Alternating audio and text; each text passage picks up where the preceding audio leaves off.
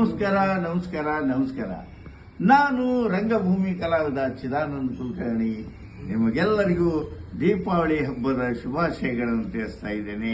ಈ ದೀಪಾವಳಿ ದಿನದಿಂದ ನಿಮಗೆಲ್ಲರಿಗೂ ಮತ್ತು ನಿಮ್ಮ ಮನೆಯಲ್ಲಿರುವಂತಹ ಎಲ್ಲ ಬಂಧು ಬಾಂಧವರಿಗೂ ಒಳ್ಳೆಯದಾಗಲಿ ಅಂತಂದು ಹಾರೈಸ್ತೇನೆ ಅಂತಂದು ಹೇಳ್ತಾ, ಈ ದೀಪಾವಳಿ ಹಬ್ಬ ತಮಗೆಲ್ಲರಿಗೂ ಶುಭವನ್ನು ತರಲಿ ಅಂತಂದು ಆಶಾ ಮಾಡ್ತೀನಿ. ನಮಸ್ಕಾರ.